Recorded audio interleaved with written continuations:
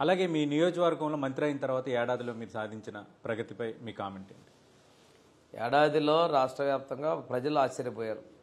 గత 5 సంవత్సరాల్లో ఏ అభివృద్ధి జరగల. ఒక పక్కన సంక్షేమం ఇస్తున్నారు, రెండో పక్కన సిమెంట్ రోడ్ల నిర్మాణాలు జరుగుతూ ఉన్నాయి.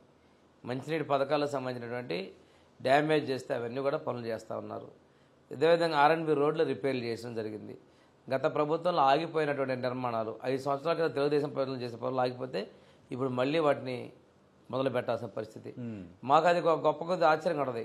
ఫౌండేషన్ ఆ రోజు నేనే చేశాను, 6 సంవత్సరాలతో మళ్ళీ ఓపెనింగ్ మేమే చేస్తాం. అంటే ఇప్పుడు ప్రకాశం జిల్లా అంటే కొంత వెనుకబడిన జిల్లా అనేది ఒక ఉంది. లేటెస్ట్ గా మీరు తీసుకొచ్చిన రిలయన్స్ ప్రాజెక్ట్ దానిపైన ఒకసారి ఎక్స్ప్లెయిన్ చేస్తారా? ప్రకాశం జిల్లాలో ఎమ్మెల్యేలు మంత్రులైనా వాళ్ళలో భేషజాలు లేవండి. అందరూ ఏంటంటే ఒక వయసు కొద్దిగా అటు ఇటుగా ఉన్న ఒక ఏజ్ దగ్గరలో ఉన్నటువంటి వాళ్ళు చాలా ఈ స్కూల్ పిల్లల్లో ఉన్నటువంటి ఫ్రెండ్షిప్లో ఫ్రెండ్లీగా స్వేచ్ఛగా స్వాతంత్రంగా ఉంటారు. ఒకరికి ఏదైనా ఇబ్బంది అయినా ఇంకొకళ్ళు సర్దుబాటు చేసేటువంటి వాతావరణం ఉంది. అందువల్ల కలిసి ఉంటున్నారు. రిలయన్స్ విషయాలకు వచ్చేసరికి ప్రకాశం జిల్లా కూడా మేము మహానాడు చేయటం కావచ్చు, ఆ రోజు కష్టకాలంలో 4 ఎమ్మెల్యేలు గెలవటం కావచ్చు, పాదయాత్ర లోకేష్ యువగలం పాదయాత్ర కావచ్చు, మేమందరం కూడా ఒక కలిసి పార్టీకి పూర్తి అండగా ఉన్నాం. ఈ విషయం మా అధిష్టానం దృష్టిలో కూడా ఉంది. ఇక్కడ పరిశ్రమలు ఇవ్వాలి, ఈ ప్రాంతం వెనుకబడిన దానిలో రిలయన్స్ నుంచి బయోగ్యాస్ ఇది ఎనర్జీ కోసం ఇచ్చేదానికి అనువైన వాతావరణం ప్రకాశం జిల్లా ఉందని చెప్పేసి రావడం జరిగింది.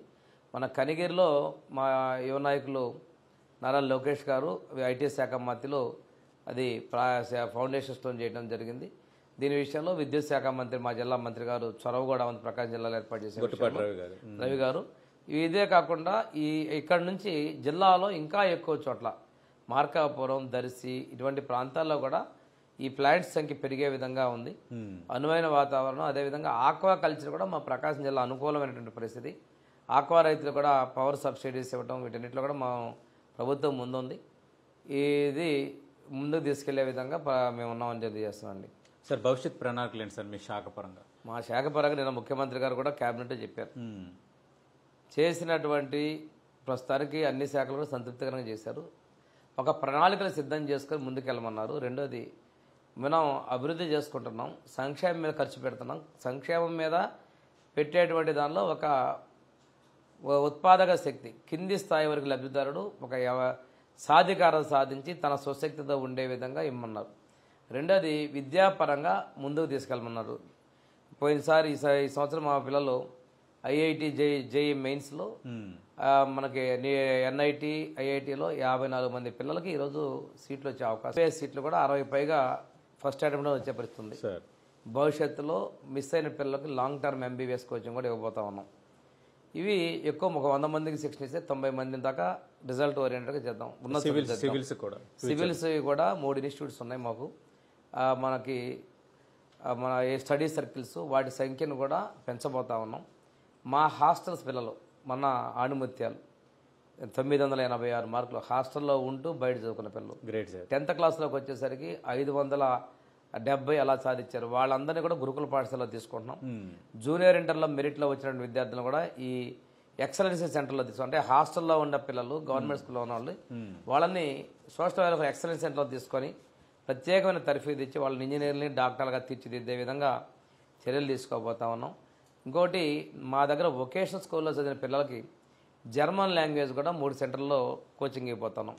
జర్మన్ లాంగ్వేజ్ ఇస్తే వాళ్ళకి విదేశాల్లో ఉద్యోగ అవకాశాలు కల్పించే విధంగా, ఎందుకంటే డిమాండ్ ఉంది. ఈ సంవత్సరం 3 సెంటర్లో వైజాగ్, విజయవాడ, తిరుపతిలో పెట్టబోతున్నాం. కర్నూలు కూడా 4వ కూడా పరిశీలించమని చెప్పడం జరిగింది. ఈ ఇయర్ జర్మనీ భాష నేర్పించి వాళ్ళ విదేశాలకు పంపించే విధంగా కూడా చర్యలు తీసుకుంటున్నాం.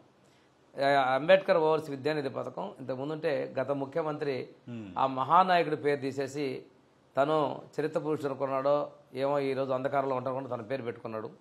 ఆ పేరు తిరిగి డాక్టర్ బిఆర్ అంబేద్కర్ ఓవర్సీస్ విద్యానిధి పథకం పెట్టాం. ఈ బడ్జెట్ కూడా తొందరలో గైడ్లైన్స్ రిలీజ్ చేయబోతున్నాం. దాన్ని కూడా 250 యూనివర్సిటీస్లో మనం అవకాశాలు ఇవ్వబోతా ఉన్నాం.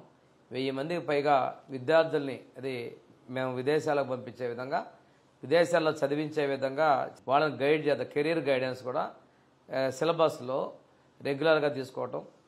మా హెడ్ ఆఫీస్ నుంచే ఒక క్లినికల్ సైకాలజిస్ట్ పెట్టి వీడియో కాన్ఫరెన్స్ ద్వారా వాళ్ళకి క్లినికల్ సైకాలజీ క్లాసులు, ఫిజికల్గా విజిట్ చేసి వాళ్ళ మనోస్థైర్యం నింపేటువంటి చర్యలు, కెరీర్ గైడెన్స్ వంటివి కూడా కొత్తగా ఈ సంవత్సరం నుంచి మేము ప్రారంభిస్తా ఉన్నామండి. సార్